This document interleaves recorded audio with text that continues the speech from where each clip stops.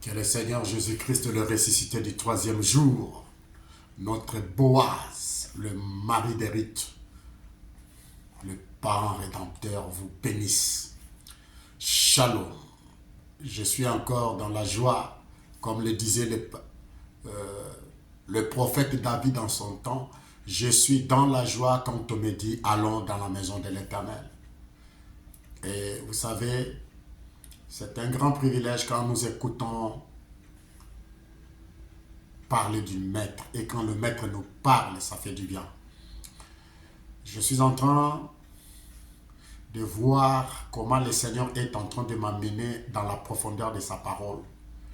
Parce que vous allez comprendre que nous vivons les temps de la prophétie.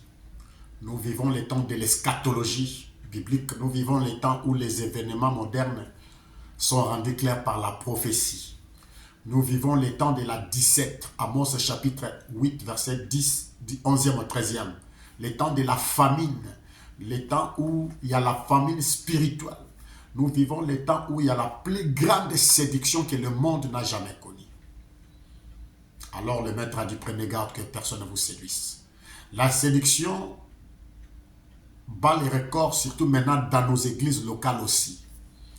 Vous allez remarquer aujourd'hui, ça devient de plus en plus rare que dans nos églises locales, qu'on puisse parler de la doctrine, de la rédemption, de le préparatif de l'enlèvement, la nouvelle naissance, qu'on puisse nous prêcher de grandes choses, par exemple les 70 semaines de Daniel, qu'on puisse nous parler sur le mystère de l'Église et d'Israël,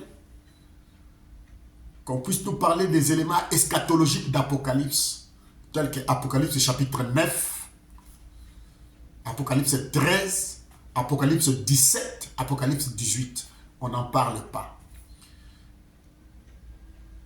Mais pourtant, dans les églises aujourd'hui, vous entendez simplement le voyage, les prophéties, et tout le monde acclame, oui, Daddy, avance. Mais pour qu'on parle des choses qui concernent le royaume, selon Matthieu 24, selon Luc 21, les gens ne parlent pas de ça. Parce que le maître nous donne les éléments eschatologiques du temps de la fin. Il dit, quand vous verrez ceci, quand vous verrez ceci, quand vous verrez ceci, veillez et priez. Quand vous verrez ceci, quand vous verrez ceci, on ne parle pas de ça. Et les églises aujourd'hui, quand vous verrez, dans de grandes églises aujourd'hui, ça devient comme des théâtres de chez nous. Notre papa, pasteur là, quand il prêche, il parle que des femmes, hein, il nous parle de la manière on doit se tenir dans des couples. Non, ça c'est très bien. Ça c'est une partie morale qu'on devait même laisser aux vieilles dames pour enseigner aux jeunes mariés, comme au temps des apôtres. Nous, on devait s'occuper des choses qui doivent nous réveiller, qui doivent nous pousser encore à chercher Christ. Vous savez, quand vous voulez entrer dans les choses prophétiques, prêchez comme Jacob et Joseph. Vous savez, quand on avait appris à Jacob que son enfant était mort, la Bible dit, son cœur était froid. Mais le jour où il a appris que Joseph était vivant, quand il a vu Joseph, la Bible dit que son cœur se réchauffa. Alléluia. Le cœur de Jacob ne devait que se réchauffer quand il était devant le 11e fils. Le premier fils de Rachel, le 11e fils de Jacob. Le fils de la prospérité. Et regardez, la présence de Joseph chauffe le cœur du vieux prophète Jacob. Mais vous ne voulez pas qu'on parle de Joseph. Vous parlez que de petites choses qui ne vont pas réveiller le pouce. Parce que nous avons besoin de quelqu'un de notre Joseph qui nous dit Talita Kumi, Ephrata. Parce qu'il va nous réchauffer encore. Parce que nous nous refroidissons chaque jour. Alors lui, il est le réveil. Le réveil de Boaz, de Naomi. Le réveil de Ruth. Le réveil de la femme de Sérepta. On ne veut pas écouter ça. Voilà pourquoi moi j'ai compris, il faut maintenant retourner comme les années 89, où il y avait des grands prédicateurs de l'époque. Hein? Où nos pères nous parlaient des choses à des fois, ça chauffait la tête. On ne comprenait pas jusqu'à un certain niveau. J'avais un pasteur Kabassel, et il nous prêchait des choses fortes dans l'église. Oh, alléluia. Allez-y demander le pasteur Taboukou. Ruth Mokali va vous dire. Nous étions ensemble avec le vieux là. où on recevait des enseignements solides et forts. Mais aujourd'hui, on ne parle que de petites choses, des petites choses, des petites choses. On ne parle même pas de la repentance dans l'église. On ne parle même pas de comment se convertir.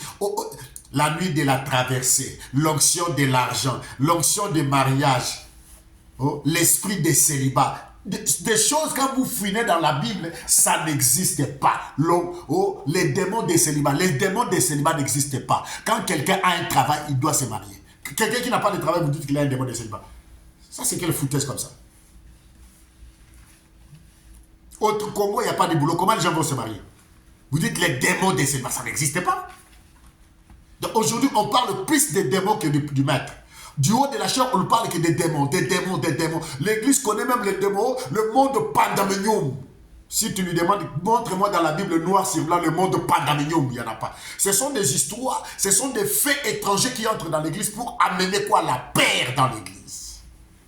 Quelqu'un qui va voir la souris passer dans l'église. Oh non frère, ça c'est l'esprit de tata, moi il faut que je rentre en jeûne et prière. C'est là où on est en train de vous programmer la démonologie dans la tête. Mais laissez-moi parler de Ruth et de Naomi. Alléluia. Que le ressuscité du 3e jour nous bénisse. Shalom. Donc nous sommes en train de parler sur la rédemption. La rédemption. Cette rédemption-là, c'est entre Ruth et Naomi. Je bénis encore la présence du Saint-Esprit parmi nous. Je bénis les puissants hommes de Dieu qui vont me suivre ainsi que les enfants de Dieu à travers le monde entier. Shalom. Nous allons prendre la Bible. Prenez notre Bible dans le livre de Ruth, la Moabite.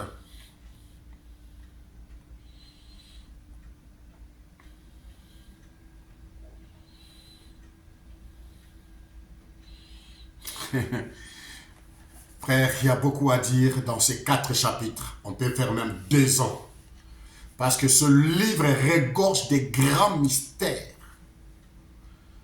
Comme disait un pasteur, il dit, il y a certaines choses avant de parler, il faut avoir des nerfs solides et un souffle fort.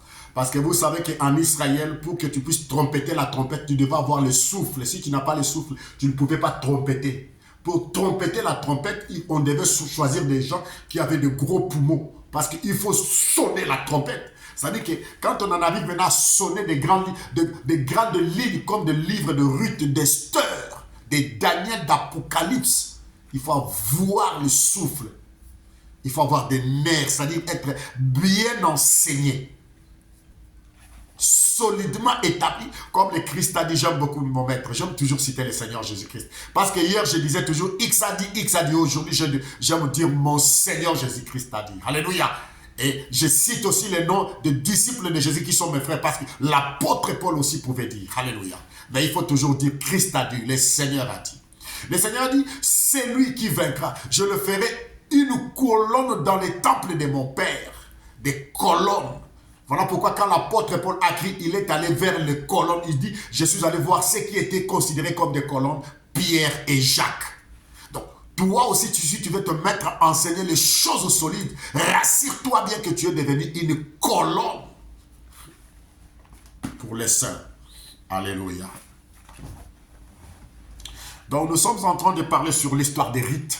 Ruth la Moabite, qui devait être connectée avec Naomi, pour que Naomi puisse la mener en Israël, à Ephrata, à Bethléem, pas n'importe quelle ville, à Bethléem, Beth, maison du pain de Dieu. Alléluia, Beth. Donc nous devons retourner là où il y a le pain de vie. Voilà pourquoi le maître dit, vos pères, ils ont mangé le pain de la manne dans le désert, ils sont tous morts, ils ont péri. Mais moi, je suis le pain qui est descendu du ciel. Et je suis né à Bethléem parce que moi-même, je suis ce pain-là. Alléluia. Alléluia. Oh, alléluia. Je reviens encore parce qu'on ne peut pas courir comme ça. Il faudra que les hommes, les autres comprennent. Parce que ça, c'est la 3e vidéo sur Ruth et Naomi. Je crois demain, si Dieu permet, je vais parler sur le mystère entre Israël et les nations. Vous voyez la connexion, non? Parce que Ruth est la Moabite qui s'attache à Naomi qui est Israël pour former un seul peuple. vous voyez que ici, ça regorge beaucoup de choses. Gloire à Dieu. Je reviens encore à Ruth chapitre 1. Du temps de juge, il y eut une famine dans le pays. Un homme de Bethléem de Juda partit avec sa femme et ses deux fils pour faire un séjour dans le pays de Moab. Le nom de cet homme était Elimelech. Celui de sa femme Naomi et ses deux filles s'appelaient Maclon et Kiljon. Ils étaient Éphratiens de Bethléem de Juda. Ils venaient de Bethléem, d'une petite ville de Ephrata de Juda. Ils étaient des Éphratiens. Alléluia! Ils étaient d'Ephrata. Ils venaient de Juda et de Bethléem. Toi, Bethléem, petite entre le milieu de Juda. Michée chapitre 5. Toi, Bethléem, petite entre le milieu de Juda. De toi sortira le pain. Alléluia! Michée chapitre 1. De toi sortira le pain. De toi sortira. Michée chapitre 5. Vous voyez que ces choses ici, quand on commence à parler de ça, pourquoi Bethléem? Lisons la Bible. Dans Michée chapitre 5, verset 1. Et toi, Bethléem, Ephrata, petite entre le milieu de Juda, de toi sortira pour moi celui qui dominera sur Israël, dont les activités remontent aux temps anciens, aux jours de l'éternité. Aux temps anciens, aux jours de l'éternité. Il viendra de Bethléem, Ephrata, petite entre le milieu de Juda. C'est lui qui va dominer, c'est lui qui sera le véritable Boaz, dont les activités remontent aux jours anciens, aux jours de l'éternité. Jésus-Christ n'est pas un élément de temps. Jésus-Christ n'est pas un élément de temps. Jésus-Christ est l'élément de l'éternité. Proverbe chapitre 8, verset 22 à 30e. Achetez une Bible, faites l'étude comparative des Écritures. Alléluia. On nous dit... Le nom de cet homme était Elimelech, celui de sa femme Naomi. Et ses deux fils s'appelaient Maclon et Kiljon. Ils étaient Éphratiens de Bethléem de Juda. Arrivés au pays de Moab, ils y fixèrent leur demeure. Et Elimelech, mari de Naomi, mourut. Et elle resta avec ses deux fils. Ils prirent des femmes moabites dont l'une se nommait Orpa et l'autre Ruth. Ils habitèrent là environ 10 ans. Maclon et Kiljon mourirent aussi, tous deux. Naomi resta privée de ses deux filles et de son mari, puis elle s'éleva, elle et ses deux belles filles, afin de quitter le pays de Moab. Car, écoutez très bien, elle apprit au pays de Moab que l'Éternel avait visité son peuple et lui avait donné du pain. Elle l'a appris 10 ans après. Elle va apprendre qu'il y a maintenant le réveil dans le pays d'Israël, dans la contrée dans la ville de Juda, dans l'agglomération de Bethléem à Ephrata. Il a appris maintenant que Dieu a visité son peuple, il lui a donné le pain à Bethléem. Maintenant, elle va se décider. Elle qui était veuve, elle était privée de son mari ainsi que de ses deux enfants. Son mari l'a laissé là-bas. Parce que quand ils ont quitté Bethléem, il a quitté son mari, ils avaient quitté 4 personnes, non 4 personnes, mais maintenant au retour, elle retourne toute seule. Parce qu'il va perdre son mari, il va perdre ses deux enfants, et elle va retourner toute seule, privée de ses deux enfants et de son mari veuve. Et sa belle-fille aussi, Ruth, va perdre son mari, elle deviendra aussi veuve. Donc ce sont les deux églises, une vieille veuve, une jeune veuve. Alors, Naomi va apprendre que Dieu a visité Bethléem et Ephrata. Il lui a donné du pain. Alors, elle va dire à ses deux belles-filles, mes deux belles-filles, moi je vais retourner dans ma nation, dans ma patrie, dans ma contrée, dans ma tribu, parce que Dieu nous a visités. Maintenant, il y a du pain. Je retourne. Vous restez ici. Parce que je n'aurai plus le temps de mettre au monde afin que vous puissiez patienter jusqu'à ce que ces enfants-là puissent grandir et vous puissiez le prendre en mariage. Quand bien même que cela puisse être possible, mais je serai déjà vieille. Alors les deux jeunes filles ont dit non, nous allons nous accrocher à toi. Chemin faisant, Orpa dit non, moi je retourne vers mes dieux et vers ma patrie. Alors, Ruth la Moabite va faire une confession. Écoutez, verset 15. Naomi dit à Ruth, voici ta belle-sœur est retournée vers son peuple et vers ce Dieu. Retourne comme ta belle-sœur. Ruth répondit, ne me presse pas de te laisser de retourner loin de toi. Où tu iras, j'irai. Où tu demeureras, je demeurerai. Ton peuple sera mon peuple, ton Dieu sera mon Dieu. Où tu mourras, je mourrai, j'y serai enterré. Que l'Éternel me traite dans toute sa rigueur. Si autre chose, la mort vient me séparer de toi. Alléluia. Le temps de la décision de Ruth. Ruth prend la décision solennelle de pouvoir s'attacher à Naomi, dit, loin de moi la pensée selon laquelle je dois t'abandonner. Où tu iras, j'irai. Ton Dieu sera mon Dieu. Là où tu vas demeurer, je vais y demeurer. Là où tu seras enterré, moi aussi je serai enterré. Rien ne pourra m'empêcher, rien ne pourra me séparer de toi. Alléluia. Naomi la voyant décider d'aller avec elle, cessant d'insister auprès d'elle. Elles firent ensemble le voyage jusqu'à l'arrivée à Bethléem. Ils sont arrivés maintenant à Bethléem. Et étant arrivés à Bethléem, ce n'était pas une coïncidence, parce que c'était la prédestination. Écoutez très bien. Et lorsqu'elles entrèrent dans Bethléem, toute la ville fit émue à cause d'elle, et les femmes disaient, est-ce là Naomi? Elle leur dit, ne m'appelez pas Naomi, appelez-moi Mara, car le Tout-Puissant m'a rempli d'amertume. J'étais dans l'abondance à mon départ, et l'Éternel me ramène le main vide. Pourquoi m'appelleriez-vous Naomi après que l'Éternel s'est prononcé contre moi, et que le Tout-Puissant m'a affligé? Ainsi, revers du pays de Moab, Naomi et sa belle-fille Ruth la Moabite, elles arrivèrent à Bethléem au commencement, alléluia, au commencement de la moisson des orges. Alléluia. Au commencement. Les deux églises sont arrivées à Bethléem au commencement de la moisson des orges. Ce n'est pas n'importe quel moment, c'est la saison de l'épouse, c'est la saison de la moisson. Les deux églises arrivent au temps propice. Quel moment? Le moment de commencement de la moisson des orges. Ils arrivent à Bethléem, il y a le pain déjà. Ils arrivent à Bethléem, la maison de pain de Dieu. Ils arrivent à Bethléem au temps propice. À quel moment? La saison de la moisson.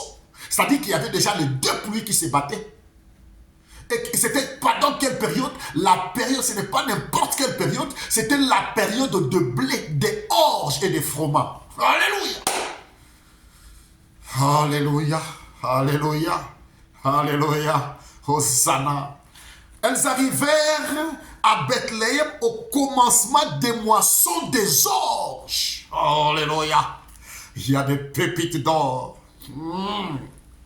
Et quand elles sont arrivées là-bas, c'était la période où les moissonneurs ont commencé à semer les orges, le blé et le fromage. Alléluia. Voilà pourquoi le maître, le Seigneur Jésus-Christ, dans Matthieu chapitre 13, vous qui n'avez pas encore suivi la première vidéo sur l'histoire de la rédemption, et la deuxième, ça c'est la troisième vidéo maintenant. Voilà pourquoi je suis en train de retourner un petit peu pour vous donner la soif de retourner dans les deux autres vidéos, pour que vous compreniez la richesse et l'abondance des choses qui y sont déposées dedans. Parce que nous devons naviguer dans des choses profondes de la prophétie, selon Ézéchiel chapitre 47, l'eau qui monte dans les chevilles, l'eau qui monte aux genoux, l'eau qui doit monter dans le rein et monter jusqu'ici. Maintenant, il faut nager, il faut devenir des sous-marins, des gros poissons. Nous devons devenir des cétacés comme des baleines. Alléluia. Pour nager, entrer dans la profondeur de la prophétie. Voilà pourquoi le maître dit toujours dans la pêche miraculeuse, il dit, jetez le filet dans les eaux profondes. Nous jetons maintenant le filet dans les choses profondes. C'est-à-dire que là, on prêche la rédemption profonde. On prêche le mystère caché entre Israël et l'Égypte. Vous allez voir que, peut-être demain j'en parlerai, vous allez voir les mêmes promesses prononcées pour Israël, ce sont les mêmes promesses prononcées pour l'Égypte. Il y a des pépites, mon bien, mes frères et sœurs. Ne manquez pas cela. Oui. Parce que de deux, il va faire un seul peuple. Donc, de deux, nous allons avoir maintenant le même promesse. Alléluia. Hosanna. Et maintenant, quand elles sont arrivées là-bas, maintenant, Naomi va dire à Ruth. Ruth va chercher le boulot, plutôt. Naomi avait un parent de son mari, c'était un homme puissant et riche. Je vous avais dit que je parlerai aussi sur les conditions sine qua non pour que tu sois le proche parent ou soit que tu sois le parent rédempteur. Nous allons voir les conditions requises pour que Boaz soit le parent, pour que Jésus-Christ aussi soit le parent de l'humanité. Il doit être un homme puissant et riche. Il y a aussi d'autres conditions à ajouter dans la Bible. Nous allons voir ça avec vous. Voilà pourquoi de tels enseignements nécessitent que vous preniez votre carnet, écrivez, faites les recherches. C'est-à-dire, quand je dis faites les recherches, c'est-à-dire plongez-y dans les Écritures.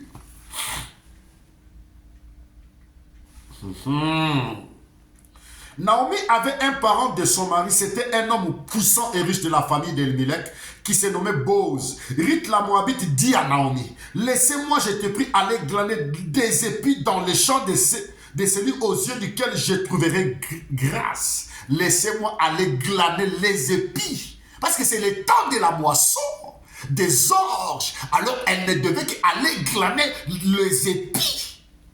À Bukango. Les épis.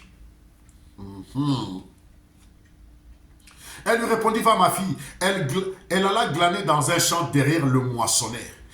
Il se trouva par bonheur que la parcelle de la terre appartenait à Boaz. Il se trouva par bonheur, pas par chance, non. Le mot chance n'est pas notre vocabulaire.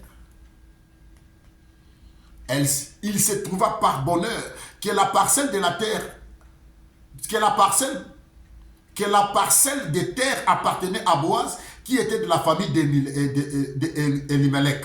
Et voici Boaz vint de Bethléem, il dit au moissonneur, que l'Éternel soit avec vous. Il lui répondit, que l'Éternel te bénisse, les souhaits de Dieu.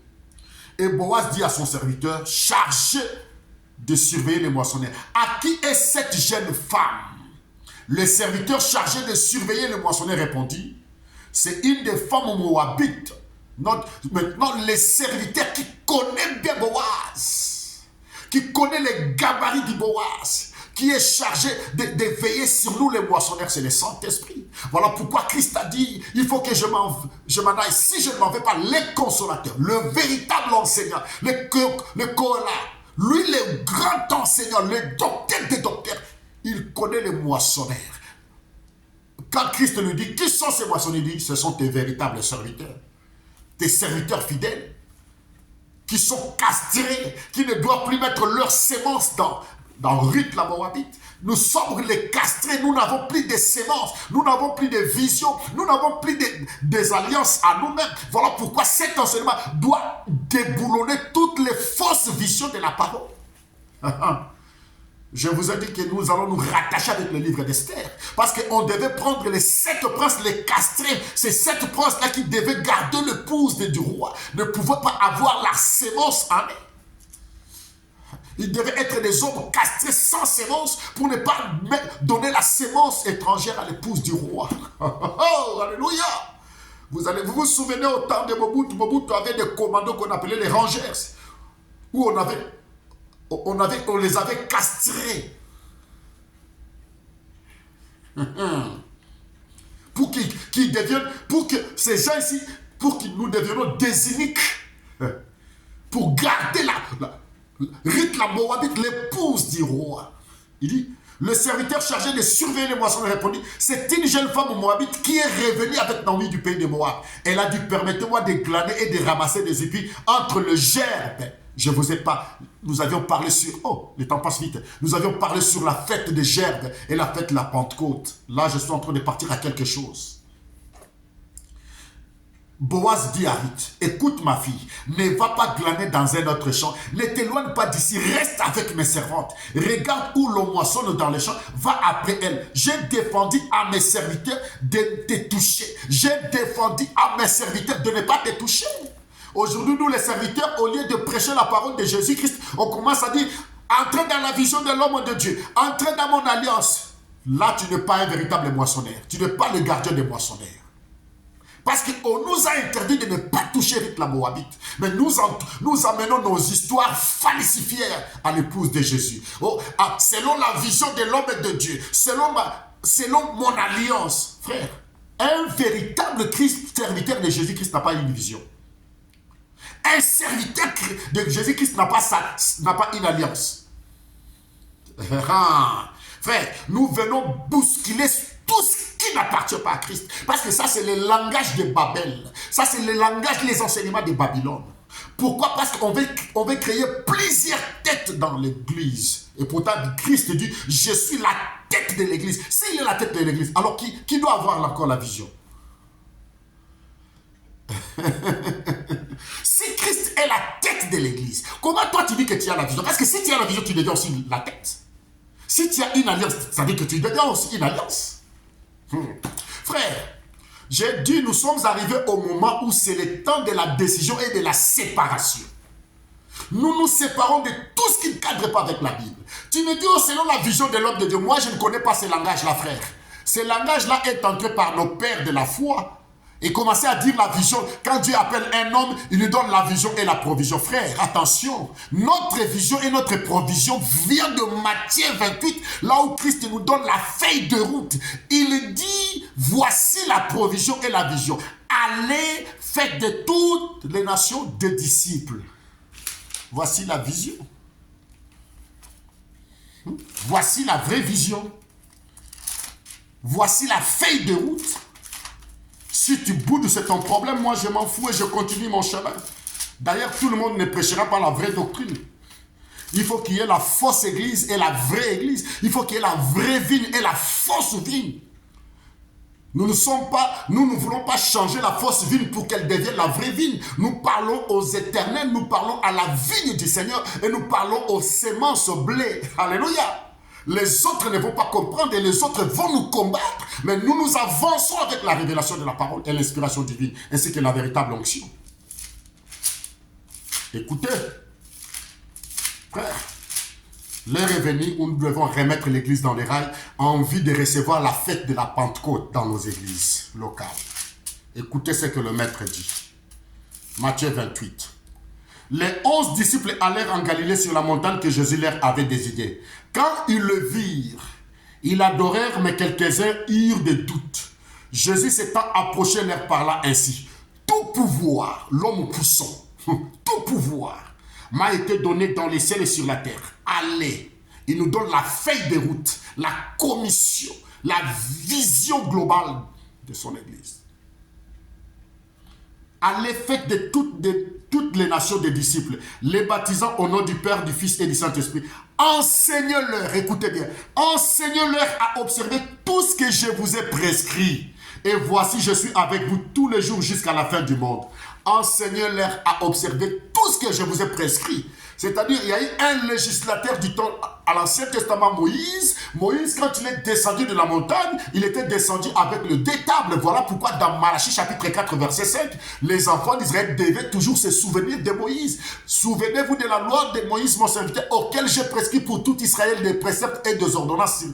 Voici, je vous enverrai Élie le prophète. Pas un Élie qui vient des États-Unis d'Amérique. Élie le prophète doit venir de la nation juive pour le peuple juif. Point barre. Parce qu'ils avaient reçu les 2 tablettes de Moïse. Mais nous, les nations, après que Jésus est monté, il a gravi Golgotha. Quand il descend de Golgotha, il nous donne aussi la loi. Il nous donne son alliance. Il dit maintenant, enseignez-leur à observer tout ce que je vous ai prescrit. Là-bas, à Horeb, il y avait de prescriptions. Ici, à Golgotha, nous recevons aussi de prescriptions. Alléluia! Gloire! Oh, Seigneur Jésus. À la montagne d'Horeb, ils ont reçu les 2 tables avec les 10 commandements, les prescriptions, les ordonnances. Après Golgotha, quand il descend, après sa résurrection, il dit, je vous donne mes enseignements, mes prescriptions, allez-les. Lisons la parole avec les lunettes du Saint-Esprit. Ne lisons pas la parole avec les lunettes d'un prophète, avec la pensée d'un homme, avec les explications, la programmation des églises. Parce que le diable est en train de programmer le cerveau des gens pour écouter les sons de Babylone. Voilà pourquoi le livre d'Apocalypse dit « Sortez du milieu d'elle, mon peuple ». Comment devons-nous sortir? En écoutant le vrai son de la trompette. David dit dans Psaume 119, « Heureux le peuple qui connaît le son de la trompette, il marchera dans ta clarté, ô Éternel. » Alléluia. Jésus dit, « Enseignez-leur à observer tout ce que je vous ai prescrit. Et voici, je suis avec vous. » Quand il est avec nous, comment je dois entrer dans ta vision? Quelle est cette vision? Parce qu'il n'est pas absent. Comment tu nous amènes à entrer entrer dans mon alliance? Quelle alliance que toi tu as? Ça, c'est l'activation des anges. Ça, c'est la démonologie des fausses doctrines qui viennent du bas-fond de l'enfer. Alléluia. Alléluia. Il dit, il y a beaucoup de choses. Hein? Donnez-moi 20 minutes, je vais finir là. Papa. Maintenant, frère bien-aimé, qu'est-ce que je vais vous montrer ici? Ici, il s'agit d'un mariage spirituel. Il s'agit d'une connexion d'une nation avec une autre nation. Il s'agit de Ruth la Moabite qui devait être connectée avec Naomi pour former un peuple. À travers de Naomi, Ruth doit être connectée avec Boaz pour que le mariage, nous allons voir ça. Et ce mariage va donner naissance à un fils. À partir de ce fils-là, plusieurs années plus tard, Jésus-Christ viendra. Et cet enfant-là va encore aller se marier avec qui? Avec Ruth. Oh Dieu, oh Dieu, oh Dieu, oh Dieu. Oh mon Dieu, mon roi. Donc nous allons voir que Christ aura deux grands... Dans sa succession, Christ sera ici d'une lignée sale. Lui-même en a voulu ainsi. La lignée de Ruth la Moabite et la lignée de la Rahab, la prostituée. Alléluia. Voilà le mystère. Pourquoi? Parce qu'il voulait nous greffer. Il voulait que nous puissions former un seul peuple.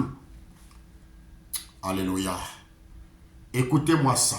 Écoutez-moi ça. Je n'aimerais lire ça. Parce qu'ici, il y a beaucoup de choses, bien-aimés frères et sœurs. Il y a de grands mystères qui sont cachés ici.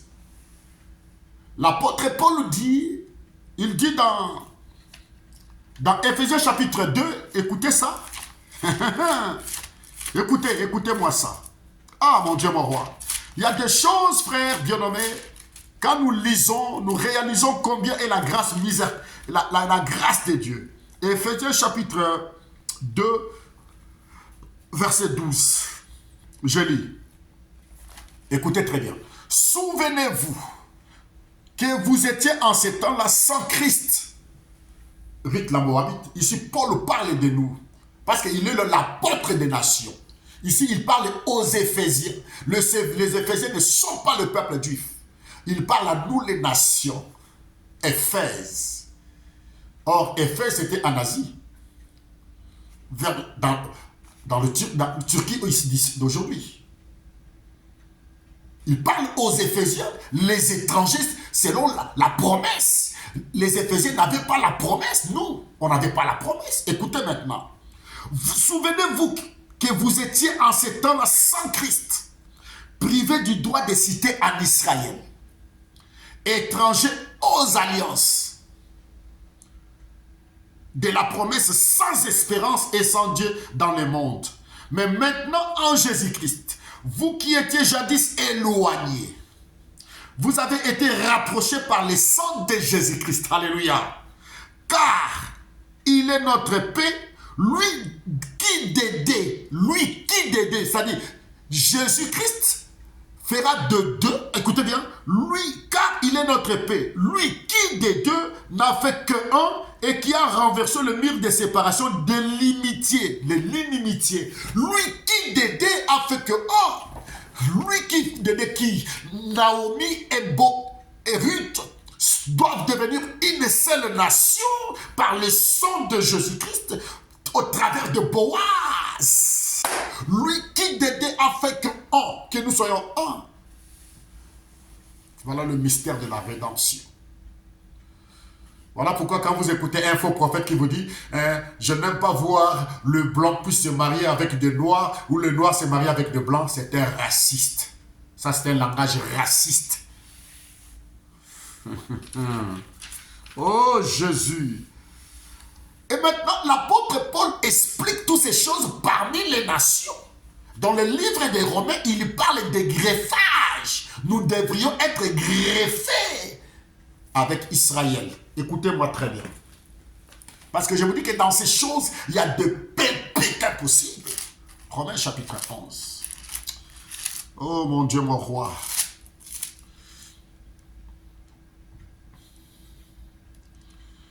Écoutez bien. Écoutez très bien, bien-aimé. Romains chapitre 11, verset 7.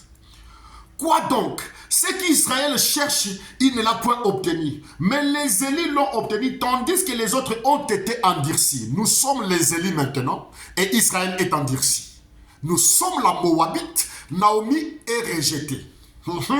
Selon qu'il est écrit, Dieu leur a donné un esprit d'assoupissement, des yeux pour ne pas voir, des oreilles pour ne pas entendre, jusqu'à ces jours. David dit que leur table soit pour eux un piège, un filet, une occasion de chute et une rétribution. Écoutez, que leurs yeux soient obscurcis pour ne point voir, et tient leur dos continuellement courbé. J'ai dit donc, c'est-à-dire Israël est courbé, il ne peut plus voir le ciel, c'est-à-dire qu'il ne peut pas comprendre la prophétie. Voilà pourquoi ils sont endurcis jusqu'aujourd'hui. Ils rejettent le Messie, mais ils disent qu'ils attendent le Messie. Ah, voilà. Pendant qu'eux, ils attendent le Messie, nous avons déjà le Messie. Voilà pourquoi ne blaguons pas avec la grâce. Si nous blaguons avec la grâce, il va nous rejeter de même qu'il a rejeté Israël.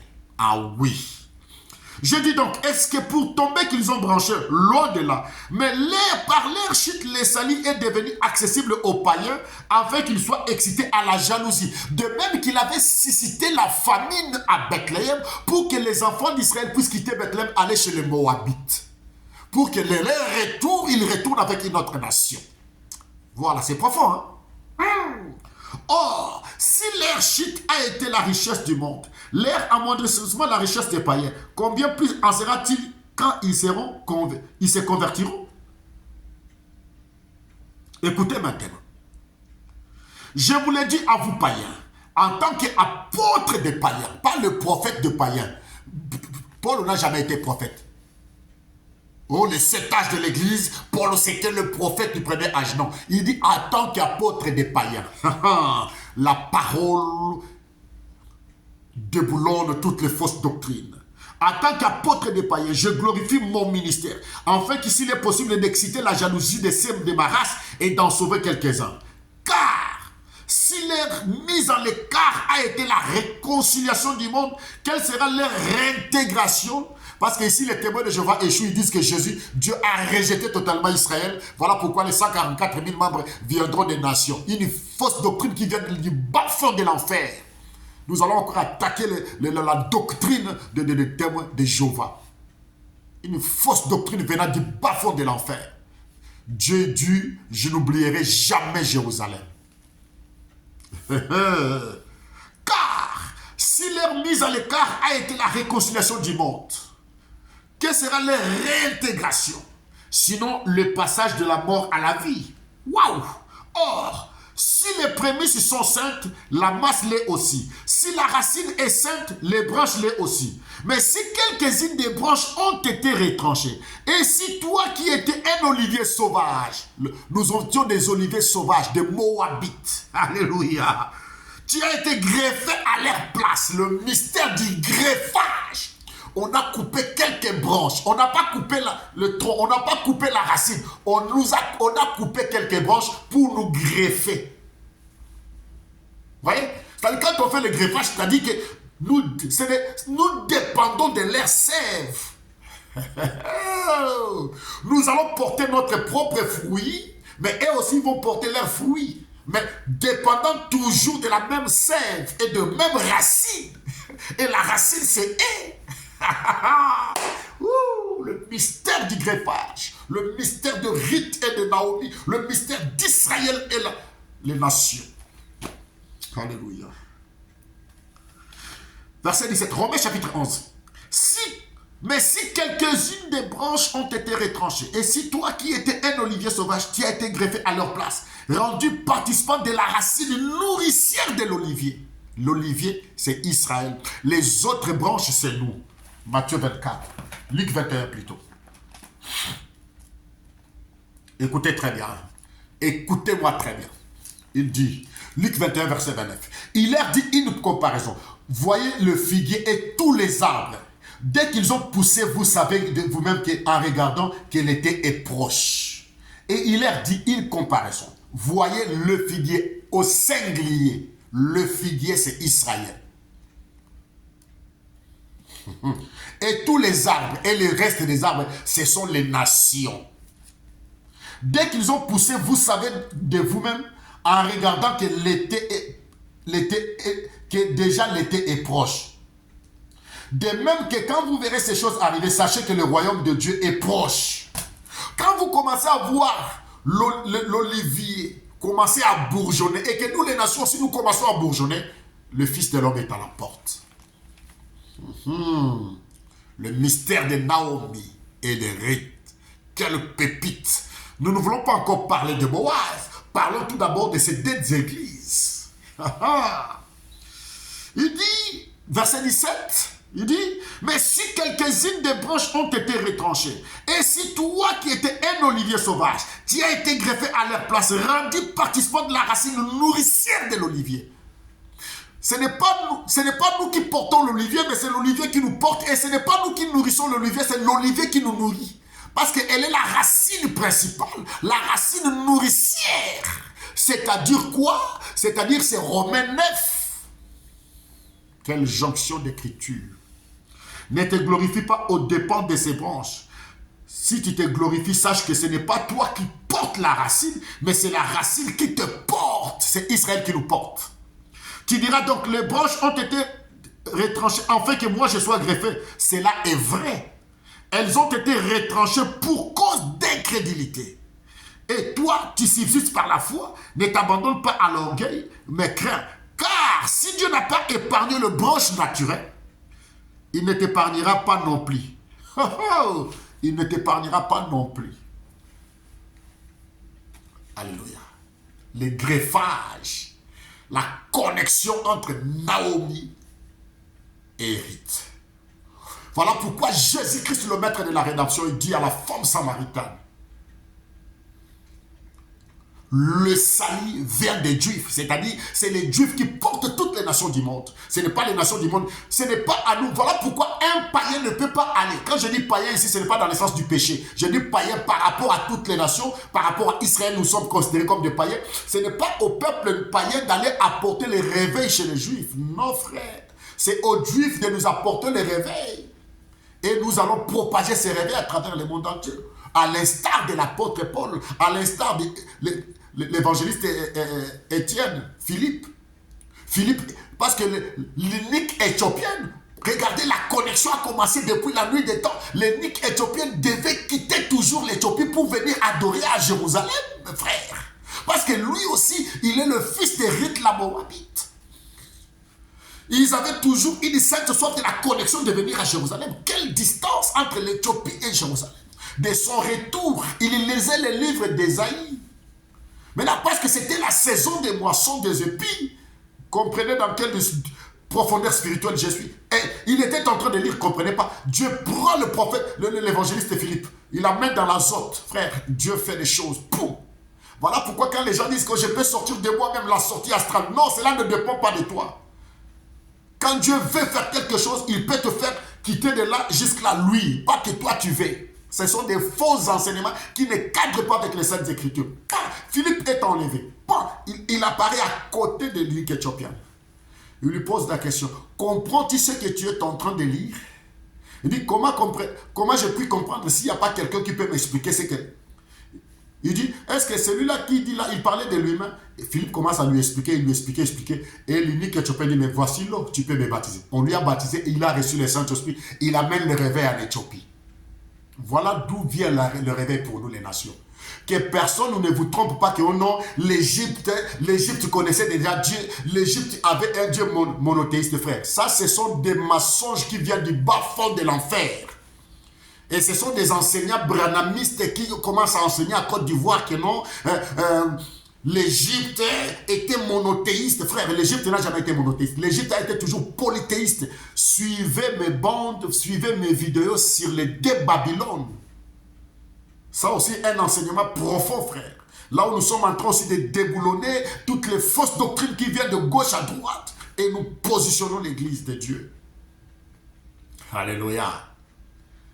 Voilà. Donc, c'est-à-dire que nous sommes greffés. Nous sommes connectés avec eux par l'alliance. Parce qu'eux, ils sont l'olivier, ils sont la branche principale, ils sont la racine nourricière. S'il n'y avait pas Naomi, aujourd'hui, on ne parlerait pas de nous. Si Naomi n'était pas en contact avec Ruth la Moabite, aujourd'hui, nous, on ne pouvait pas accéder à Jésus. Alléluia. Oh, que les saints disent Alléluia. Quelle pépite d'or. Pourquoi devons-nous simplement nous attendre qu'on puisse nous parler de choses bizarroïdes? Oh, la nuit de la traversée. La nuit de la traversée, c'était pour adorer les démons Janis. Les démons Janis, écoutez-moi très bien. C'est un démon qui dépend d'une nuit de 25 décembre jusqu'au 1er janvier, parce que Janis veut dire janvier. Vérifiez ces choses. Voilà pourquoi quand vous voyez toujours des prédicateurs qui vous parlent la nuit de la traversée, attention, ils vous introduisent dans la cabale indirectement par la programmation. Nous annonçons, nous dénonçons, nous vous amener à désapprendre pour apprendre. La nuit de la traversée.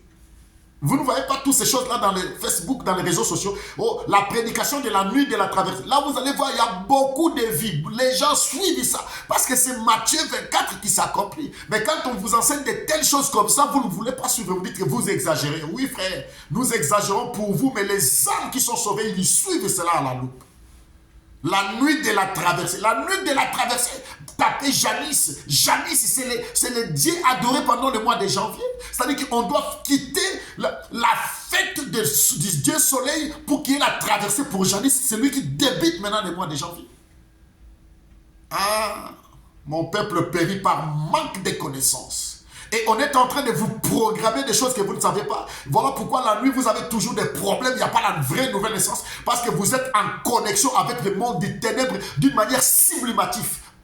Des enseignements subliminaux. Quand vous écoutez ça, ça vous entre et ça commence à vous programmer et c'est fini. Quand on vous montre la vérité, non, mon pasteur a dit, mon pasteur a dit. Au lieu de prendre la parole, vous dites, mon église a dit. Ton église a dit, c'est pas grave. Nous avançons avec la parole. Alléluia.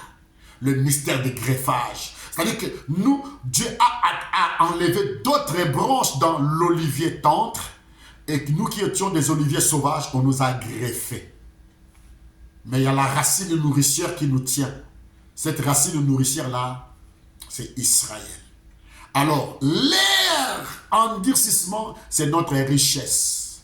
Et quand il y aura l'enlèvement de l'Église, Dieu enverra les deux oliviers, les deux rois qui se tiennent devant le Seigneur pour amener ce peuple-là à reconnaître le Seigneur. Et parmi les deux rois, il y a Moïse, il y a Élie. Il y a Moïse qui est le législateur de la loi. Il y a Élie qui doit rétablir l'autel pour les ramener dans cette loi. Mais ça sera la nouvelle loi de Golgotha. Ils vont reconnaître l'expiation. Mais Élie, pour rétablir l'autel, écoutez-moi très bien, pour que Élie puisse rétablir l'autel, qu'est-ce qu'il avait fait? Il avait rassemblé les 12 pierres selon l'ordre de naissance des enfants d'Israël. Parce que s'il n'y a pas les 12 pierres, il n'y a pas le rétablissement. Et nous les nations, voilà pourquoi quand on dit il rétablira toutes choses, toi tu vas rétablir toutes choses avec quel fondement? Pour rétablir toutes choses d'après Malachie 4, il faut qu'il y ait aussi Exode 28 qui ait les 12 pierres. Voilà pourquoi dans Apocalypse 11, Élie doit venir. Parce que c'est lui qui connaît comment rétablir toutes choses. Le mystère du rétablissement. Hey. Oh Seigneur, Exode 28. Après, je vais lire la dernière écriture, nous allons finir. Mon Seigneur Jésus-Christ, le ressuscité du troisième jour, celui qui a rendu Aaron Meshach Yengé le fou de l'évangile. Je suis fou de Jésus, frère. J'ai été dans le mouvement des gens, mais maintenant je deviens impénétrable, frère. Comme un canard. Les doctrines viennent, ça touche mes plumes, ça ne pénètre plus en moi. Hier, j'étais séduit, mais aujourd'hui, vous ne pouvez plus me séduire, frère. Hier, j'avais les lunettes de l'église. Aujourd'hui, j'ai les lunettes du Saint-Esprit. C'est lui qui me... Vous voyez, je n'ai plus besoin de... Oh, il a dit. Oh, dans telle brochure. Non, je dis simplement, l'Écriture a dit. Le Saint-Esprit dit. Le ressuscité du troisième jour dit. L'apôtre Paul dit. L'apôtre Pierre dit. Tout ça, c'est le Saint-Esprit. Alléluia. Bien aimé, le mystère de rétablissement pour Naomi viendra que de Élie et de Moïse. Parce que Naomi, on va lui lire les lois, les tablettes de Moïse. Et Élie doit ramener ça d'après le modèle de Moïse. Parce que Moïse, il est le législateur. Est-ce que vous saisissez ça, frère? Voilà pourquoi Malachie 4 ne peut pas correspondre avec nous les nations. Parce que nous les nations, nous avons Golgotha, mais eux, ils ont Horeb.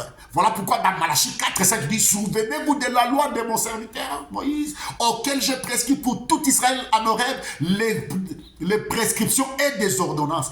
Et voici, je vous enverrai, vous, Naomi, je vous enverrai Élie. Et dans Apocalypse 11, il y a Élie et Moïse. Quelle connexion! Alléluia.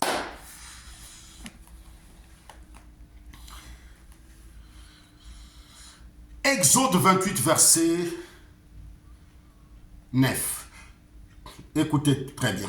Tu prendras 2 pierres d'onyx. Tu y graveras les noms des enfants d'Israël. 6 de leurs noms sur une pierre, les 6 autres sur la seconde pierre, d'après l'ordre de naissance. Il y avait 12 pierres que Moïse devait prendre. Il y avait la pierre de sardoine et la pierre de jaspe. Mais maintenant, il devait faire 4 rangées de 3 pierres. Écoutez ça, nous allons lire ça. Dans Exode 28, verset 17. Tu enchanceras une garniture de pierres, 4 rangées de pierres. La première rangée, une sardoine, une topaze, une émeraude. Seconde rangée, une escarboucle, un saphir, un diamant. Troisième rangée, une opale, une agate, une amélite. Quatrième rangée, une chrysolite, un onyx et un jaspe. 4 rangées de 3 couleurs. 4 fois 3, ça fait combien? 12.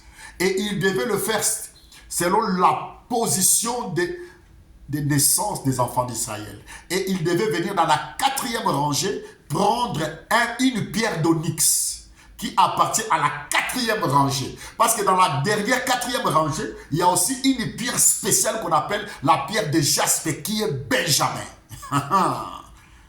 Alléluia. Et on doit prendre la pierre d'onyx. Il prendra dans la 4e rangée 2 pierres d'onyx. Il les ramène dans Exode 28, verset 7. Écoutez, verset 9. Tu prendras 2 pierres d'onyx. Et tu y graveras les noms des fils d'Israël. 6 noms sur une pierre. Et les 6 autres sur la seconde pierre. D'après l'ordre de naissance. Ça, c'est la loi, l'ordonnance de Moïse que Élie doit prendre pour rétablir l'autel d'après l'ordre de naissance, afin qu'il y ait le scintillement de l'Urim et Tumim, et voilà l'effet de son. Est-ce que les aigles comprennent ça? Verset 30, tu oindras au pectoral du jugement l'Urim et le Tumim. Ils seront sur le cœur d'Aaron. Un véritable ministère doit porter les enfants de Dieu dans le cœur. Tu ne peux pas diviser les gens. Tu dois porter la perfection et la lumière. Quand tu parles, il faut que tu parles selon l'onction de Dieu et la lumière de la parole. Alléluia. L'Urim et Tumim, la lumière et la perfection. Alléluia. Hosanna. Voilà pourquoi les 2 Ouala viendront pour ramener Naomi. Mais nous sommes ramenés par Golgotha.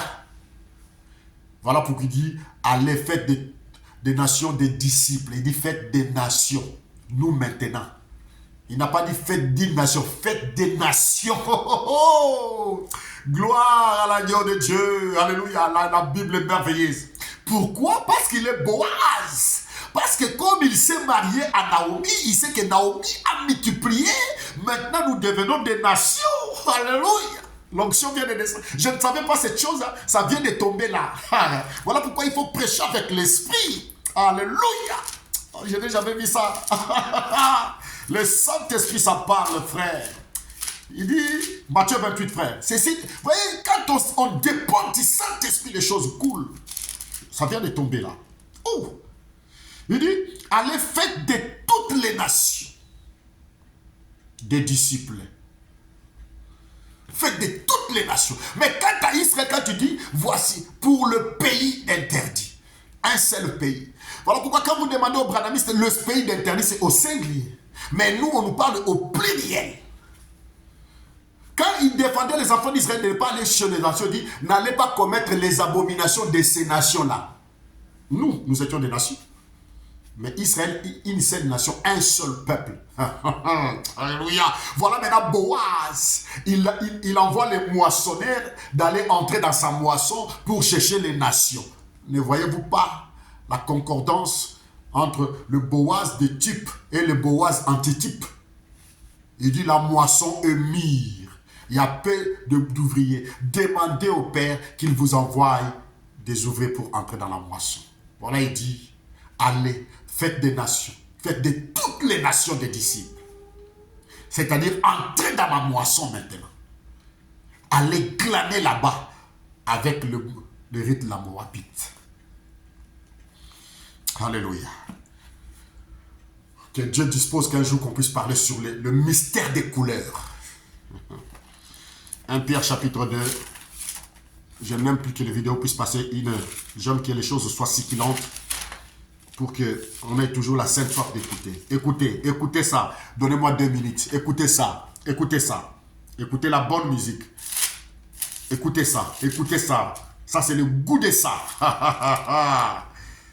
Vous, au contraire, vous étiez une race, vous êtes une race élie, un sacerdoce royal, une nation sainte, un peuple acquis, afin que vous annonciez le vertu de celui qui vous a appelé de ténèbres à son admirable lumière. De ténèbres, nous étions des Moabites, des idolâtres, des polythéistes, de ténèbres à son admirable lumière.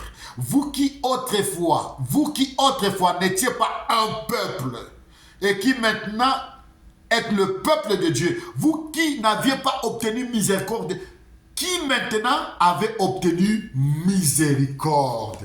Miséricorde insondable. Dieu peut-il tout pardonner? Absoudre un si grand coupable et mes péchés oubliés. Jésus, je viens à toi, tel que je suis, je viens à toi. Jésus, je viens à toi, tel que je suis, prends-moi. Longtemps j'ai loin de ta face, provoquer ton secours.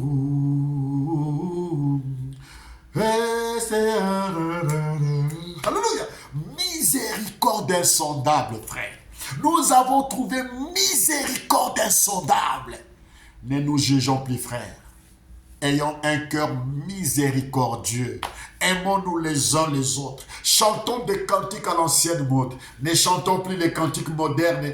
Ne chantons pas les cantiques religieux. Chantons les chansons chrétiennes. On parlera de ça.